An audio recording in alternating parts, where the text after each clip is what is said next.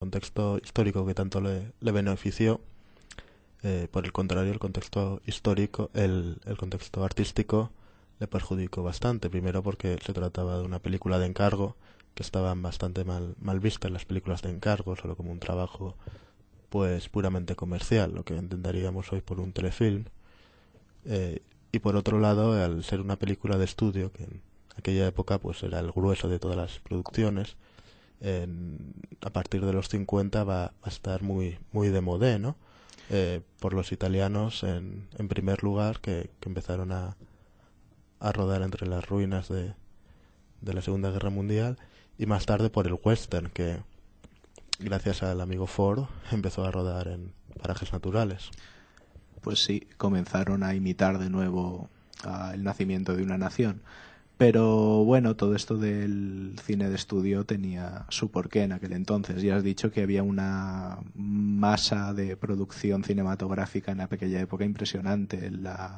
Los estudios Warner, que por aquella época eran unos de los más importantes, producían 400 películas al año, cosa que hoy día es impensable, y Casablanca era una de esas 400, una película sin más pretensión, basada en un guión de una obra de teatro que ya hemos dicho jamás se llegó a estrenar, con 4 guionistas que no se ponían de acuerdo ni a tiros, con un director que apenas podía hablar el inglés y que no estaba realmente involucrado de manera artística en el proyecto, simplemente se dedicaba a hacer su trabajo y a cobrar por ello, y un montador que tenía que arreglar todo ese desaguisado con unos personajes que no sabían de qué manera interpretar bien su papel y unas escenas que muchas veces no se concordaban unas con otras. Y aún así, de todo ello, ha surgido una obra que bueno, ya no es ni obra de arte, es algo más, es un género en sí misma. Está en el resto de películas y está Casablanca.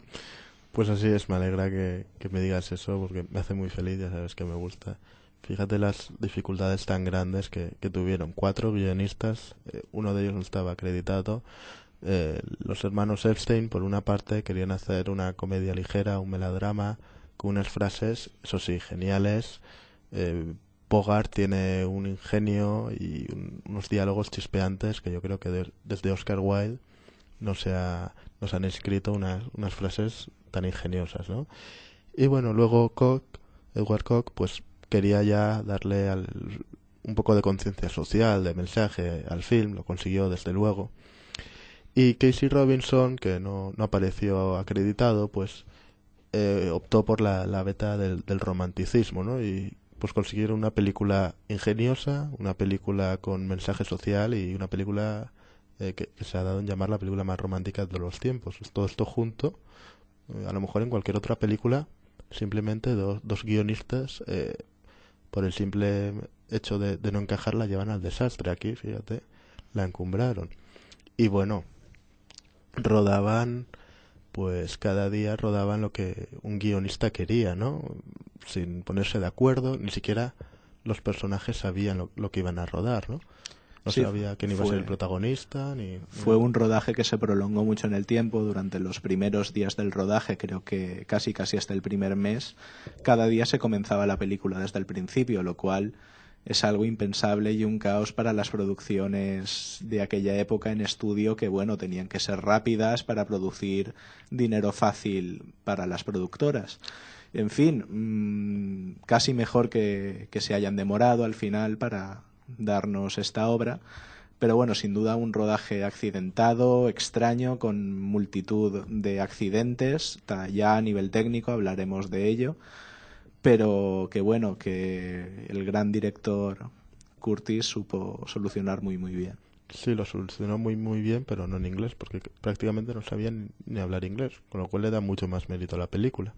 Y bueno, según cuenta la gente que trabajó con él, aparte tenía muy mal humor y cuando se enfadaba comenzaba a hablar en su lengua natal, lo que hacía que prácticamente nadie entendiese sus monsergas.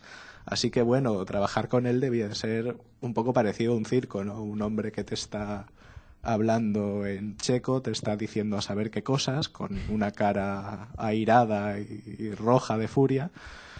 En fin, habría sido para ser visto. Pues sí, a mí me gusta verlo. Pero bueno, vamos a hablar de los grandes temas de la película, ¿no? Estos leitmotivs. Yo creo que la película rescata el mito del caballero, ¿no? Y Rick Blaine es el caballero moderno por antonomasia. Sí, el famoso caballero sin espada que Frank Capra retrataría también, lo vemos aquí en esta película, pues quizá en una de sus mejores encarnaciones, ¿no? Rick Blaine, un hombre que a pesar de su cinismo siempre es muy correcto, que sabe dar los bofetones con guantes de seda cuando es necesario y sabe también ceder cuando es menester, y bueno, se maneja y camina delante de la cámara con una dignidad asombrosa. Tremendo, es que es un portento, es que me encanta. Fíjate, este cínico con el corazón roto, desencantado de la vida, que al final, bueno, se sacrifica por amor en parte hacia Ilsa y por amor también hacia la libertad, ¿no? Yo creo que... Sí, es el acto supremo de amor y de nobleza que un hombre puede tener, el de este final de Casablanca. Sí, durante toda la película se dice que no tiene ningún escrúpulo, pero al final, bueno, su acción más noble no puede ser. Yo creo que este sacrificio, la idea de este sacrificio marcaría todo el cine de después en géneros muy muy distintos, tanto como en el noir que dices, donde la figura del antihéroe nunca o casi nunca acaba con un final feliz.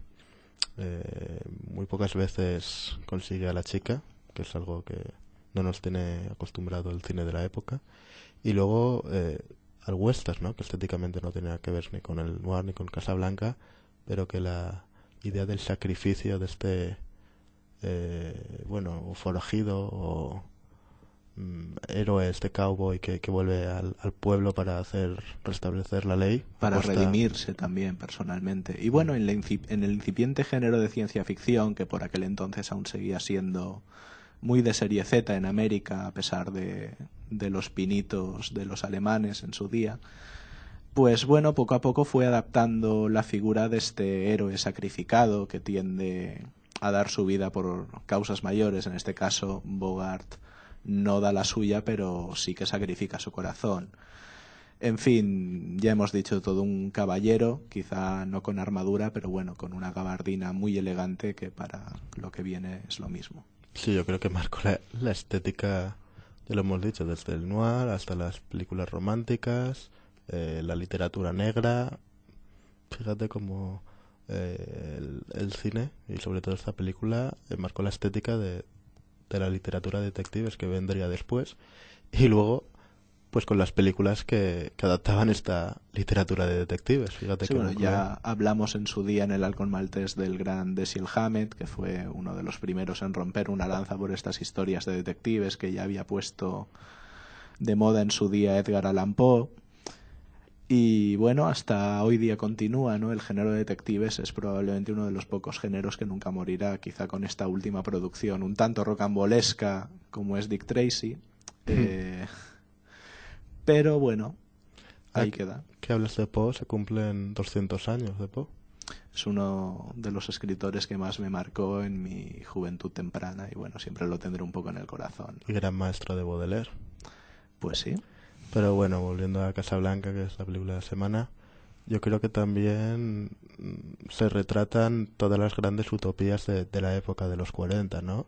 Desde esta Europa libre y Europa de las libertades democráticas hasta, bueno, también en el romanticismo que vence desde el materialismo hasta la amenaza de los nazis, ¿no?